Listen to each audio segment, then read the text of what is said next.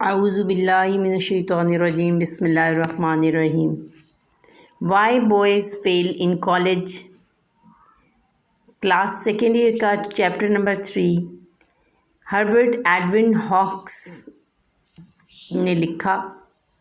Y boys fail in college एक ऐसा chapter है जिसके अंदर तलबा के नाकामियों की वजूहात के बारे में बयान किया गया। यहाँ पर ये बात बड़ी इम्पोर्टेंट है कि यहाँ पर जो वर्ड बॉयज़ है, बॉयज़ से मुराद हरगिज़ ये नहीं है कि सिर्फ लड़के ही क्यों फेल होते हैं, बल्कि बॉयज़ को यहाँ पर जनरलाइज़ करके पेश किया गया। और जनरलाइज़ करने का मतलब ये है कि boys are all representative of the all students who are studying in the colleges.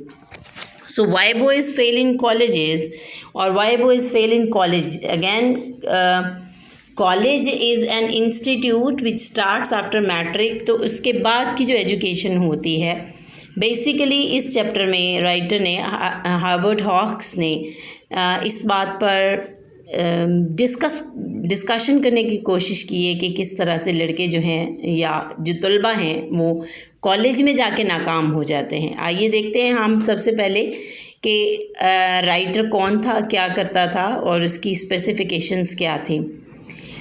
वो एक एक्सपीरियंस्ड एजुकेटर यानी एक तालीमदान था, वो एक मुअल्लिम था और उसके पास चूँकि वो ख़ुद एक उस्ताद था तो उसके पास फ़र्स्ट हैंड एक्सपीरियंस या फ़र्स्ट हैंड नॉलेज था जो कि उसने ख़ुद फेस किया during the course of his teaching.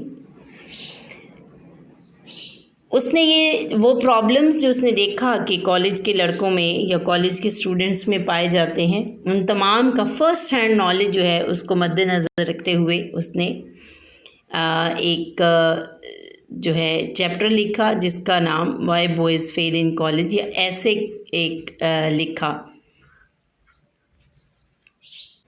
Herbert E hawks की एक किताब जिसका नाम कॉलेज व्हाट्स द यूज़, इसके अंदर उसने वेरियस एसेज लिखे और उन एसेज में से एक ऐसे why boys fail in college है। बाकी जो एसेज है जैसे कि why go to college, fitting college for the boy, why parents fail, financial handicaps, picking the winner, ये वो मुख्तलिफ टॉपिक्स है जिसके ऊपर उसने लिखा। और ये भी सारे टॉपिक्स बेसिकली बच्चों के मसाइल के ऊपर या तलबा के मसाइल के ऊपर ही बनाए गए थे। Why boys fail in college by Herbert E Hawkes के अंदर उसने तलबा को कैटेगराइज किया, उसने तलबा को 2 कैटेगरीज़ में तकसीम किया है। उसने कहा कि वो तलबा जो नाकाम होते हैं, वो स्टूडेंट्स जो कॉलेज लाइफ में नाकाम होते हैं, उनकी 2 इकसाम होती हैं। एक वो जो ट्राई तो करते हैं मगर फिर भी फेल हो जाते हैं, और एक वो जो कि ट्राई ही नहीं करते। आप और मैं सब जानते हैं, आप बहैसियत तलबा और मैं बहैसियत टीचर इस बात से वाकिफ़ हूँ कि क्लासेस में या कॉलेजेस में चूँकि मैं ख़ुद मेरा भी फ़र्स्ट हैंड एक्सपीरियंस है तो मेरे लिए ये एक बहुत मज़े का चैप्टर इसलिए है कि मेरा भी फ़र्स्ट हैंड एक्सपीरियंस ऐसा है जिसमें मैंने देखा कि क्लासेस में कुछ तलबा तो ऐसे होते हैं जो ट्राई ही नहीं करते और वो फेल हो जाते हैं। कुछ तलबा ऐसे होते हैं जो बेचारे ट्राई करते होते हैं मगर फिर भी फेल हो जाते हैं। This is what Herbert E. Hawks has done. He has classified the students into 2 categories. He said that there are 2 types of students who fail in colleges. One who try and the second one who do not try and even then they fail. And there are others who try but even then they fail. Why boys fail in college? Why boys fail in college में उसने कहा कि जो वजूहात हैं, जो reasons हैं तलबा के फ़ेल होने की, वो उसको उसने कैटेगराइज़ किया और उसने उसकी 7 रीज़न्स बताई, 7 पर्टिकुलर रीज़न्स, 7 पर्टिकुलर रीज़न्स बताई, जिनमें से नंबर 1 उसने कहा the students have nervous habits, second mistaken ambitions, over confidence, health problems, financial pressure, support and literary activities and lazy bluffers. ये वो वेरियस वजूहात हैं जिनकी वजह से तलबा फेल होते हैं। इनको हम आगे चल के डिटेल में 1 बाय 1 भी डिस्कस करने वाले हैं कि ये कौन सी वजूहात होती हैं, ये क्या होती हैं? सबसे पहले हम देखते हैं कि नर्वस हैबिट्स कौन सी होती हैं। नर्वस हैबिट्स बेसिकली, इससे मुराद ये है कि कुछ तलबा ऐसे भी होते हैं जिनका कंसंट्रेशन लेवल ठीक नहीं होता मतलब कि वो कंसंट्रेट नहीं कर सकते काम के ऊपर। वो एक काम कर रहे होते हैं तो दरमियान में उन्हें कोई दूसरी या तो थॉट आ जाती है या कोई दूसरा काम याद आ जाता है। जैसे आप लोग जब स्टडी करने के लिए बैठते हैं तो आप एक्सपीरियंस करते होंगे कि जैसे ही आपने किताब खोली, आपको एकदम से याद आया कि ओहो मेरी तो फ़लाँ कॉपी लेने वाली है, मीन्स कंसंट्रेट नहीं कर पाए। एक तो ऐसी कंडीशन होती है कि जिसमें बच्चे कंसंट्रेट नहीं कर पाते, वो अपनी तवज्जो को मबजूल नहीं रख सकते for a long span of time. और दूसरी, उनकी जो मेंटल अटेंशन है उसका स्पैन भी बहुत शॉर्ट होता है।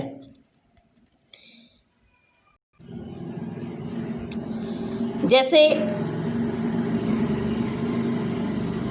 अगर हम देखें कि मतलब जैसे कि अभी मैंने आपको एक एग्ज़ाम्पल कोट की थी कि आप जैसे ही बैठे पढ़ने के लिए तो आपको याद आ गया कि आपने एक कॉपी लेनी थी या आपकी फ़लाँ बुक मिसिंग है या आपने किसी फ्रेंड को कॉल करके उससे फ़लाँ बात पूछनी थी।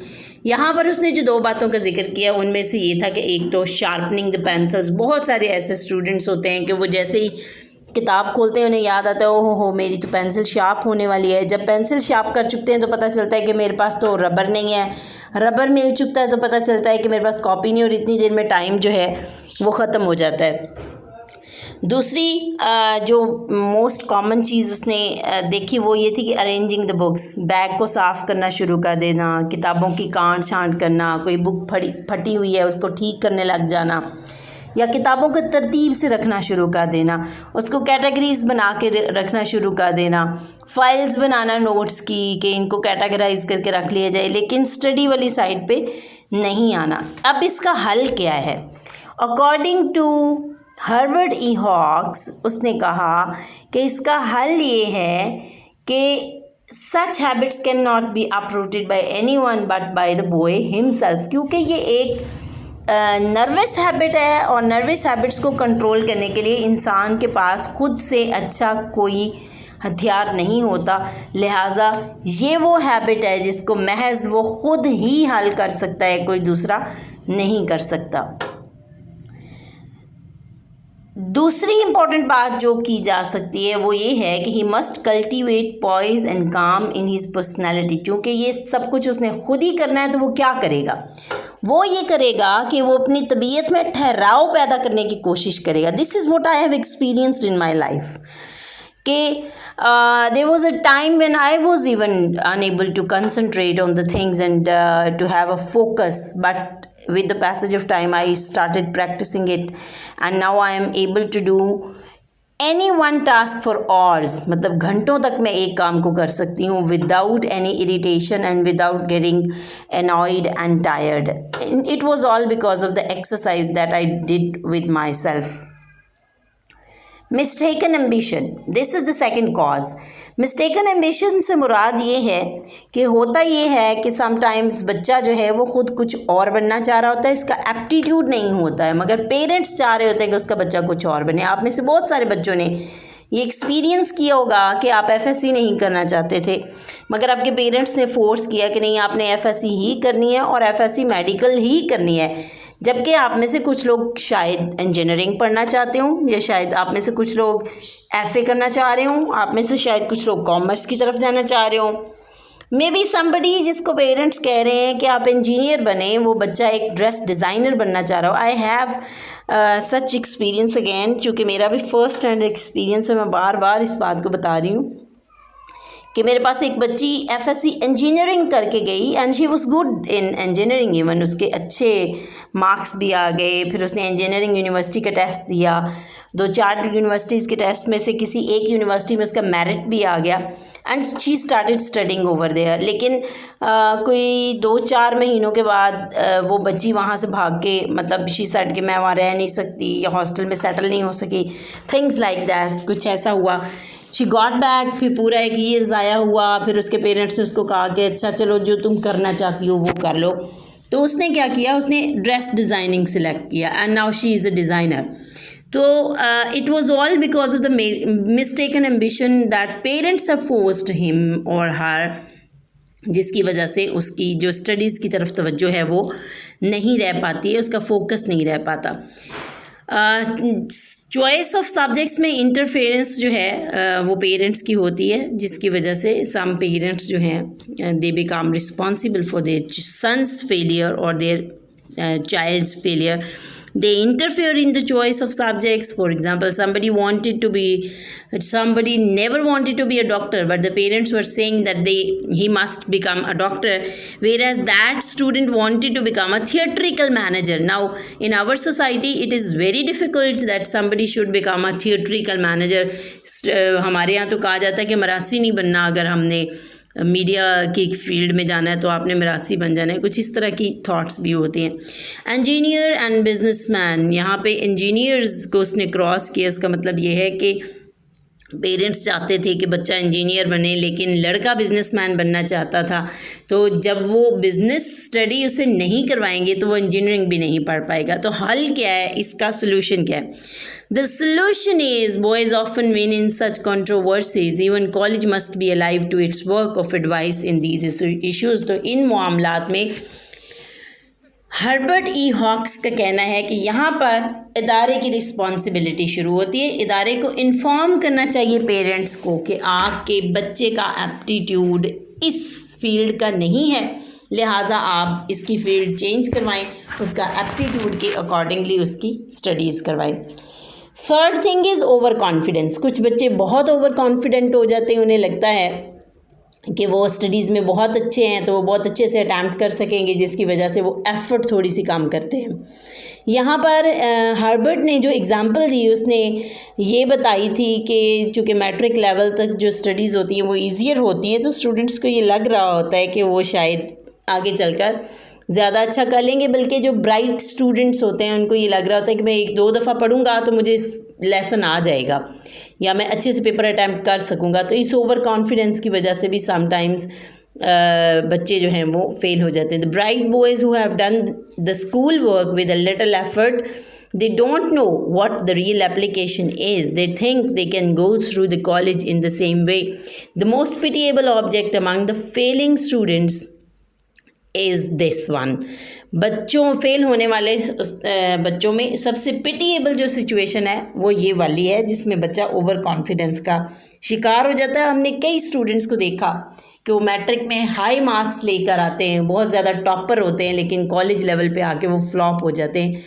उसकी रीज़न्स ये हैं कि वो ओवर कॉन्फिडेंट हो जाते हैं. उन्हें लग रहा होता है कि जितनी एफ़र्ट उन्होंने मैट्रिक में की थी उसी एफ़र्ट से वो आगे चलकर इंटर भी कर लेंगे. An entire change of attitude, forming a new set of habits, no one can do this but the boy himself. यहाँ भी उसने जो सोल्यूशन बताया है वो 2 हैं.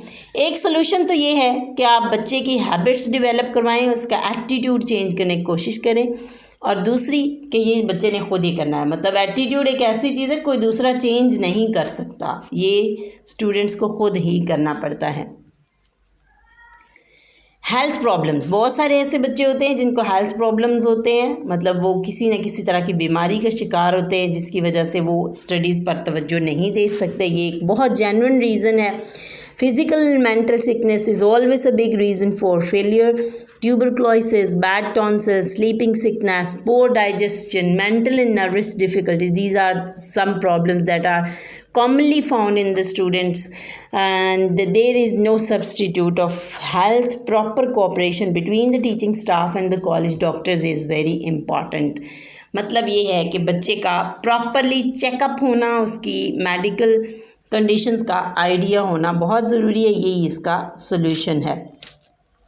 Financial pressure, very important point, hence because बहुत सारी जो डेवलपिंग कंट्रीज़ हैं लाइक पाकिस्तान जैसी कंट्री में बहुत सारे ऐसे बच्चे होते हैं जिनके घरों पर बहुत सारी फाइनेंशियल मसाइल होते हैं, और उन मसाइल को हल करने के लिए बच्चे जो हैं वो सेल्फ एम्प्लॉय हो जाते हैं, या वो किसी न किसी तरह का ऐसा कोई काम कर रहे होते हैं जिसमें वो कमा भी खुद रहे होते हैं और स्टडीज़ भी कर रहे होते हैं. तो ये जो फाइनेंशियल प्रेशर होता है ये समटाइम्स लीड कर देता है स्टूडेंट्स को फेलियर की तरफ. Some students face a very serious financial pressure. Parents have the responsibility for providing them proper resources. Besides studying, some poor boys even work from 6 p.m. to 2 a.m. Yes, this is what I have seen. मैं फिर वही बात करूँगी कि मेरा इसका first hand experience है कि मैं एक कॉलेज में पढ़ाया करती थी ऑलमोस्ट 7-8 years ago. तो एक दिन मैं खाना खाने के लिए एक रेस्टोरेंट में गई और रेस्टोरेंट में जो बच्चा मेरे पास मेरे से ऑर्डर लेने आया that he was my student. तो जब मैंने उसे वहाँ देखा तो ही वाज रियली अशेम्ड. उसको तो ये लग रहा था कि शायद पता नहीं मैंने कोई जुर्म कर दिया, but I was proud of him. तो उससे मैंने पूछा कि आप यहाँ क्या करते हो. ही सेड कि मैं यहाँ पर वेटर हूँ और मैं यहाँ पर चूँकि मेरी फाइनेंशियल हालत जो है वो दुरुस्त नहीं है तो मैं ख़ुद ही कमाता हूँ और ख़ुद ही स्टडी करता हूँ. तो इस तरह की कंडीशंस भी देखने में मिलती हैं. हल इसका क्या है जनाब? हल इसका ये है कि college must provide scholarships to the needy students. Needy students को स्कॉलरशिप ज़रूर मिलना चाहिए.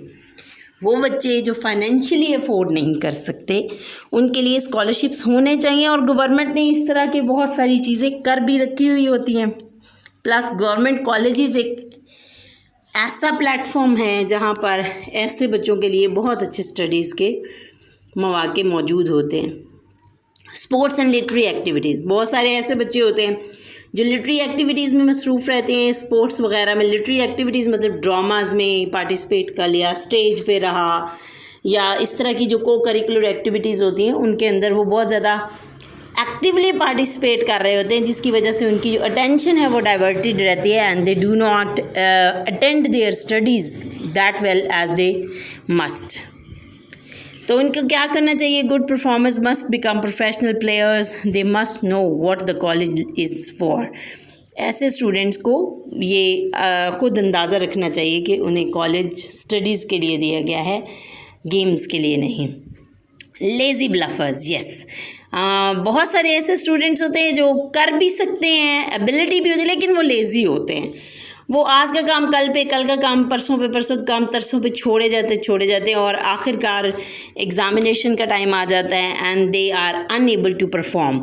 Usually drift into college aimlessly. ऐसे लोग कॉलेज में भी मतलब डेली जो लेसन नहीं याद करते, क्लास अटेंड की और सोचा कि अच्छा कल कर लूँगी, कल देखा नहीं हुआ, टेस्ट होगा तो याद कर लूँगी, टेस्ट हुआ तब भी नहीं याद किया, एग्ज़ाम होगा तो याद कर लूँगी, एग्ज़ाम हुआ तब भी नहीं किया, फाइनल एग्ज़ाम्स आ गए और वो सारा काम जो था वो उसकी लेज़ीनेस की वजह से पीछे रह गया. तो ऐसे स्टूडेंट्स को क्या करना चाहिए? It is usually wise to let them retire to the cold world. Some of them will mend themselves after the bitter experiences of life. वो लोग कहते हैं कि इस तरह के जो लेज़ी ब्लफर्स होते हैं इनको इनके हाल पर छोड़ देना चाहिए. तो जब ये अपनी ज़िंदगी को इस तरह से चलाने की कोशिश करेंगे तो ख़ुद ही हालात इन्हें बड़े अच्छे से समझा देंगे. Job of the college dean. College के डीन से मुराद ये कि कॉलेज की रिस्पॉन्सिबिलिटी क्या है, कॉलेज के हेड की रिस्पॉन्सिबिलिटी क्या है. Must diagnostic ability. उसके अंदर डायग्नोस्टिक एबिलिटी होनी चाहिए. उसके अंदर ऐसी एबिलिटी होनी चाहिए कि वो कैटेगराइज कर सके कि किस बच्चे का कौन सा प्रॉब्लम है. डायग्नोस्टिक होता है किसी मर्ज़ की तशख़ीस करने वाला. तो उसके अंदर ऐसी एबिलिटी होनी चाहिए कि वो बच्चों के अंदर मौजूद अमराज की तशख़ीस कर सके. Must be aware of students real problems. Must save the boys from failure through foolishness, sickness and sin. बच्चे को बेवकूफ़ियों, हमाकतों, बीमारियों और गुनाहों की तरफ रग़बत की वजह से उनसे बचाने के लिए उनके उससे अवॉइड रखने के लिए एफ़र्ट करते रहना चाहिए ताकि वो फेल ना हो. That's all for today. This was the lecture of the day. और इसके बाद इंशाल्लाह नेक्स्ट लेक्चर जो होगा लेक्चर नंबर 6, इसके अंदर हम why boys fail in college की कंप्लीट ट्रांसलेशन प्लस सिनोनिम्स करेंगे. एंड चैप्टर जो आपका लेक्चर नंबर 7 होगा उसके अंदर हम क्वेश्चन आंसर्स का सेशन करेंगे.